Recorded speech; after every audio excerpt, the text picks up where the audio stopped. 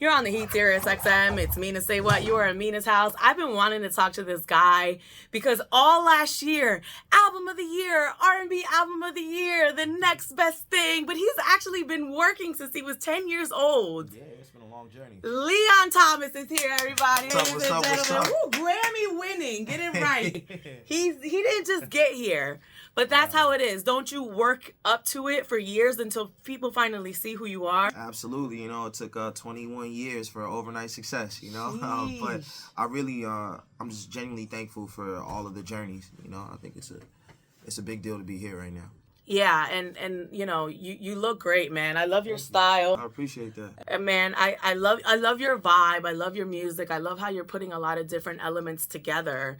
Yeah. And I really think it was a smart idea to put out a deluxe edition of the album because I feel like you got so much traction from Mutt, and then even having Chris Brown on the remix. Absolutely. Now you've added other voices to the deluxe edition. Tell me about how you arrived to the point where you're like, I need to re-release this with some extra songs and people on it. Well, listen, you know, we really wanted to keep just the energy flowing and the momentum flowing for the album.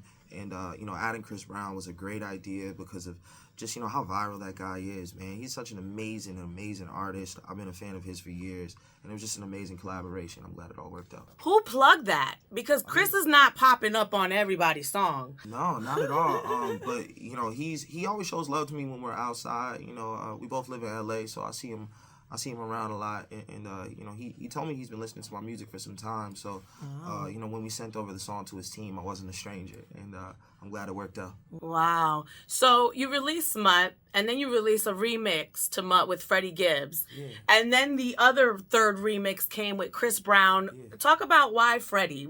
Talk about that relationship there. I mean, to be honest, I usually just work with people that I'm really close with. Me and Freddie, we'll go out for lunch, or we'll kick it at the studio, or hang out, you know, go to a bar or something. So, you know, that was just an organic thing. He really liked the song, and at that time, I was like, well, let's just do it. Right. Let's shoot a video. Let's have some fun. I mean, I feel like music should be that. It should be spontaneous. It should feel organic, and that's what that collaboration was. And I love to hear that because so much of it sometimes is contrived, right? Yeah, it's like, let's get the most poppin' person, you know? Well, I mean, you know, Freddie poppin'. No, Freddie poppin', but what I'm saying, but like even with the Chris Brown story, you didn't say like, oh, my label, and you said we run into each other. Exactly, He told me he listens to my music, so it's more of like an organic feeling. And music is an energy business, you know, so you got to really make sure people are coming to your world with energy and are willing to promote it and, you know, willing to really bring their best to the song.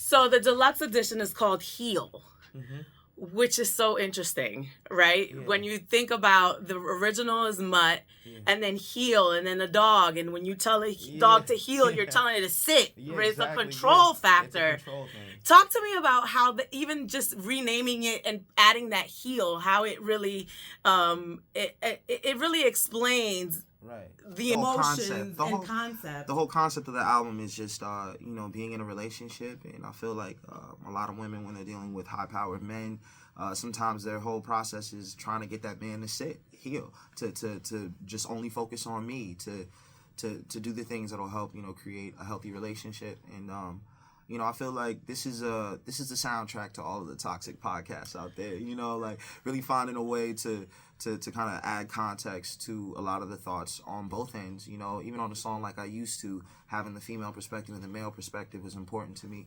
And, you know, Heal was just a great way to kind of wrap all of those concepts up. Are you ready to heal?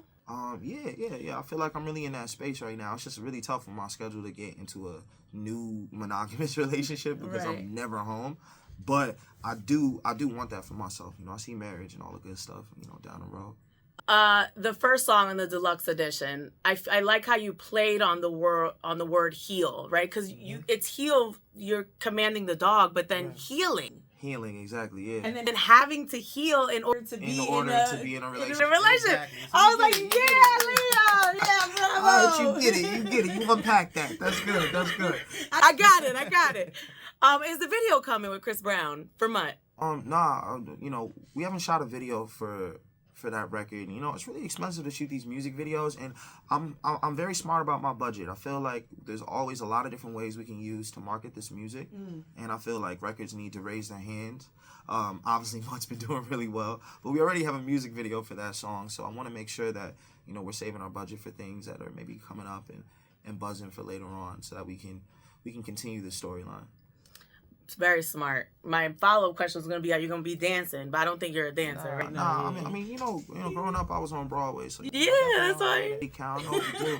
I just think for me, my vibe is, you know, really playing these instruments, and you know, I study people like Prince and even Jimi Hendrix. Jimi Hendrix wasn't a traditional dancer, but he moves up there, and that's something that I've been adding into a lot of my performances. I love that. So we're going to get into the Mutt remix. Yeah. We've been playing this song. Introduce your song, Leon. Absolutely. I want y'all to check out my record, Mutt, featuring Chris Brown. It's a song about trying to figure out how to be vulnerable, even though you might be a dog out there. Dogs need love too. Dogs need love too. It's the Heat Series XM, Mina SayWhat. You're on the Heat Series XM. Leon Thomas in the house tonight. Ty Dolla $ign, A&R'd your whole project, the Mutt project that we've been talking about. You're his first artist signed to his label.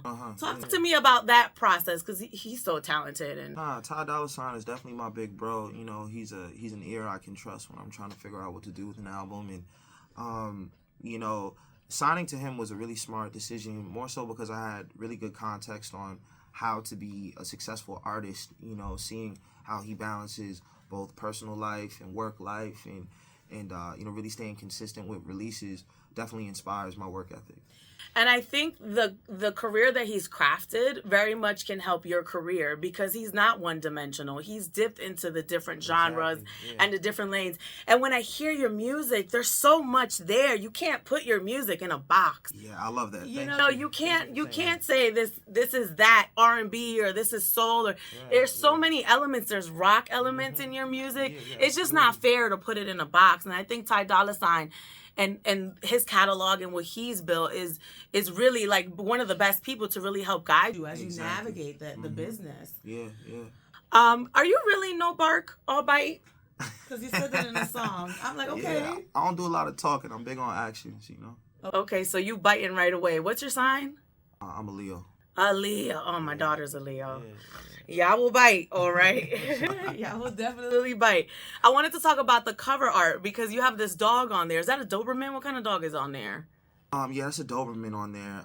It was interesting. We were trying to find, you know, my dog is an actual Mutt, and he's what inspired this whole album. So I did a photo shoot with him at first, but he looks too cute, man. He was just so he was so friendly. He was smiling in all the pictures. I'm like, bro, you gotta get gangster real quick. So right. The Doberman kind of gave a little bit more of that mysterious aspect that we needed, and I think it was recognizable. I'm thinking about the marketing from even Snoop stuff, you know, it was really helpful as a good example. I love that. How did you get the grills on the dog? Is that real? Superimposed. Oh.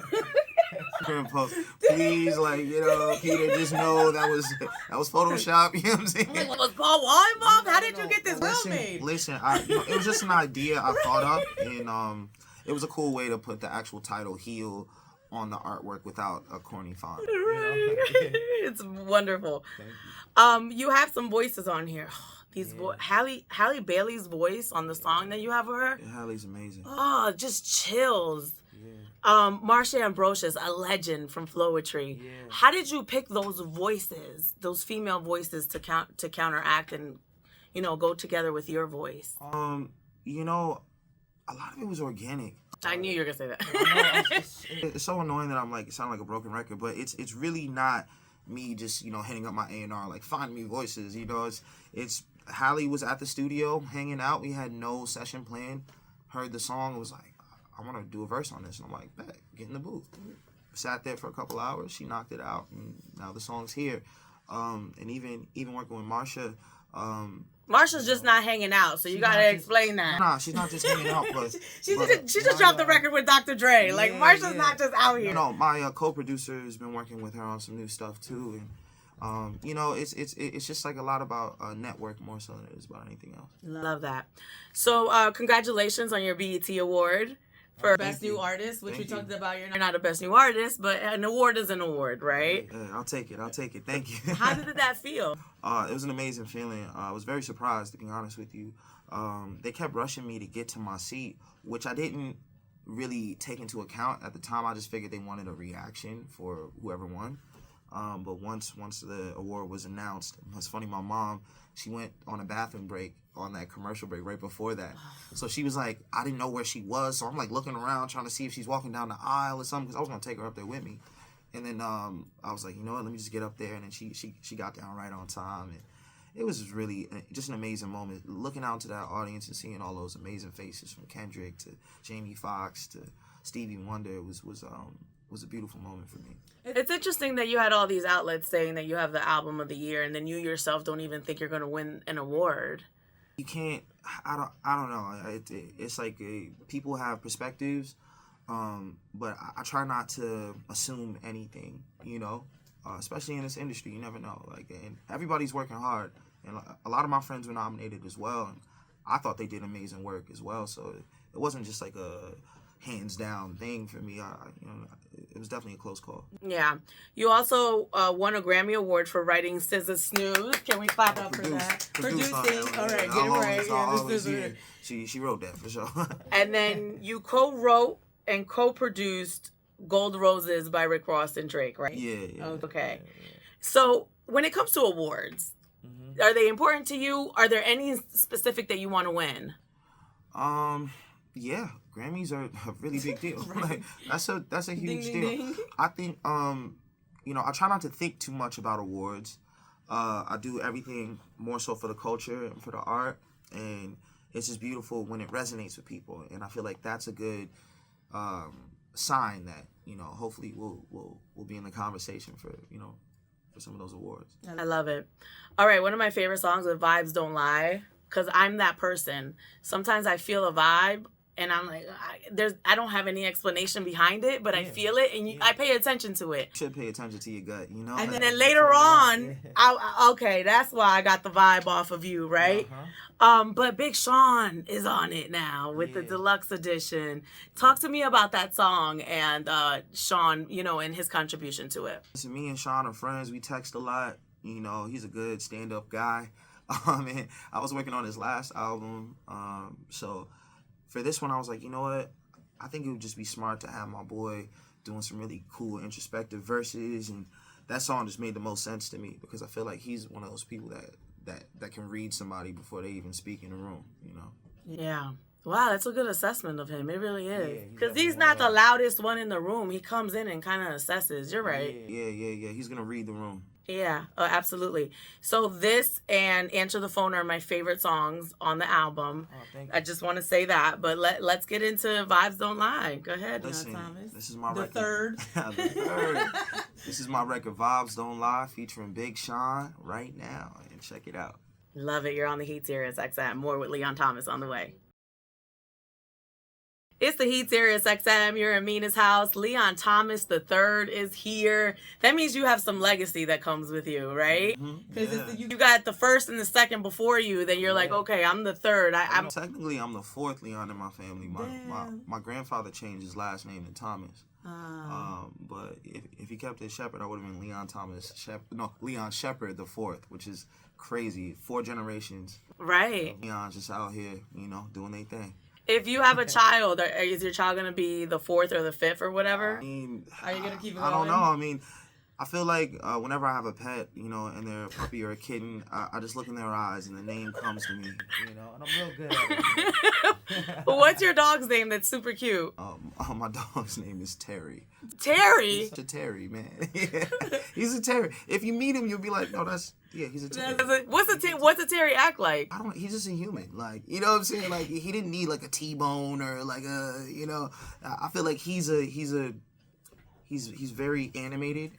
He's like, kind of like a cartoon character, and I feel like his name is Terry from the beginning. That's hilarious. Yeah.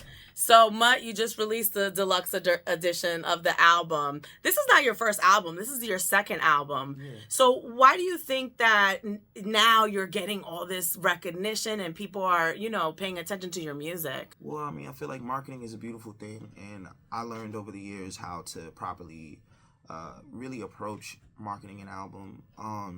When I presented the Mutt album, I had a 25-page deck attached to it with perspectives on how I wanted the music videos to look, the color that represented the album, all types of things I didn't necessarily have for the first. And it was a learning lesson on the first album. My debut was very special to me, and it was the songs I really put my heart and soul into, but I'm glad that I had that experience so I could come back really swinging for the second one. Yeah. It shows, man. Thank you. Second album's amazing. You've written and produced for Ariana Grande, Drake, Rick Ross, Toni Braxton, Kanye West, Post Malone. Are you done writing for others now that, you're seeing your personal music take off? I was talking about that today. No.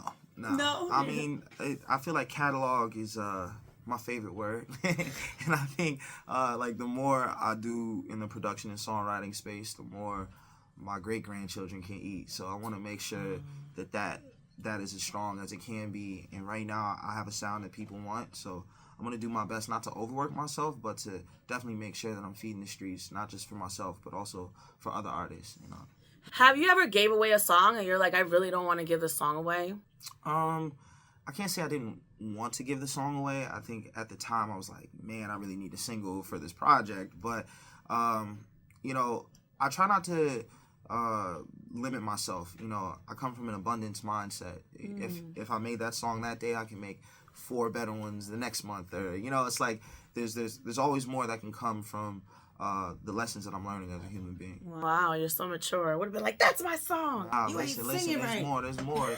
There's power in the tongue. There's power in the tongue. There's more where that came from. You were on Broadway at 10 years old, right down the block from here at the Lion King. Yeah. Oh my goodness. Yeah, that's how it all started, Did you enjoy that? I feel like that's a lot of hard work. It was cool. I mean, to me, I was 10 years old, so it was all a game to me. I was like, oh, so I get to get out of school early on Wednesdays? Tight, I'm like, cool, that's chill. I didn't really realize how important a lot of that stuff was. I mean, I did 3 Broadway plays in 3 years, so it was Carolina Change right after that, and I opened that play, and then Color Purple with Oprah, so it started really hitting me around Color Purple, like how big of a deal this Broadway stuff is, and it was a real blessing to be able to be up there doing my thing. Would you like to win a Tony one day? Like, would you go back to that? Yeah, I mean, I think it'd be really cool to have they call it an EGOT. A EGOT, right? Yeah. It's Emmy, Grammy, Oscar, Tony. Yeah. That's crazy that you were down the block at 10 years old on Broadway playing Simba. Would you return to that, maybe via movies, or... Yeah. I mean, when it comes to acting, I think everything I'm learning in music right now, like the power of IP, intellectual property, and having, even if it's not 100% of it, but a piece of the copyright is important. So I want to get into producing things. And I think the more successful I am as an artist, is the more leverage I'll have to ask for things when I want to produce on a project and really put my ideas out into the marketplace. Love it. Yes, it is. We've also been playing. We support you here at the Heat Sirius XM. Tell me about the song, and we're gonna go into it now. Yeah. Well, listen, Yes It Is a very sensual song. I wrote some years ago, and it was inspired by Say Yes by Floetry, and I really hope you catch the same vibe I did when I was making it. Now that you say that, I hear it. I love it. Here it is. Leon Thomas, more on the way here on the Heat Sirius XM. You're on the Heat Sirius XM. Mina SayWhat. Leon Thomas is here. The deluxe edition of Mutt is out. You've made such a splash with the song, with the album. Now, I love reading comments. I'm a comment creeper. Oh, really? But first, I form my own opinion on something. I don't want to be swayed by what other people have to say, because I feel like that happens a lot in today's world. But I always form my own opinion. So one of the comments that I saw just kind of looking through your music. Someone said the best R&B album of 2024. Your thoughts? Hey, listen, you know, I really put my heart and soul into this project. And thank you for saying that. Whoever said that, that was really cool. But yeah, you know, music is subjective, so I really appreciate it. Another comment was, this sounds like the Frank Ocean album we never got. God bless up, Leon, and keep pumping out these bangers. Thoughts? Well, I mean, shout out to Frank Ocean. I feel like he has amazing copyrights, and I'm excited for him to drop his next project, you know. But I feel like we're two very different artists, you know. We just both like to genre bend, so I'm sure, like, you know, that comparison comes up a lot. And that's what I thought too, because there's no comparison. You guys sound different, but I think because he's mixing so many different elements, and so are you, people don't know where to put that, right? Yeah. So I mean, and honestly, I'm a huge fan of his. So I mean, that's an honor. Yeah. And then someone said, you can hear the musical influence so clear of Miguel. I would even say Tame Impala. Yeah. You know, when I was listening to your music, I got so many different influences. I got the Jimi Hendrix, but I got the Prince.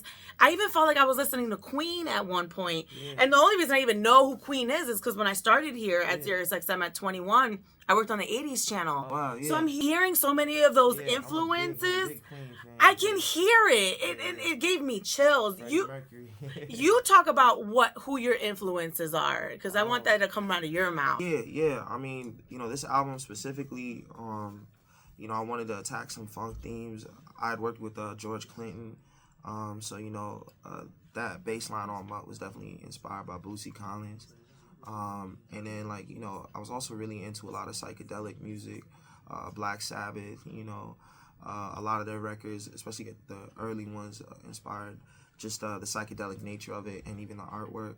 And then, you know, Queen, Led Zeppelin, Marvin Gaye, Stevie Wonder, Frank Ocean, Miguel even, you know, these are artists that are all genre benders and risk takers.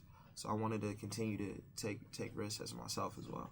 Love it. Leon Thomas, the Mutt Deluxe edition is out. Thanks so much for your time, sir. Thank you. Please keep serving up this music. I appreciate it. And I'll look forward to seeing you in The Lion King at some point. Let's go. I'm going to come back. It's adult Simba. Let's go. Love it. It's the heat. Mina SayWhat. You're in Mina's house.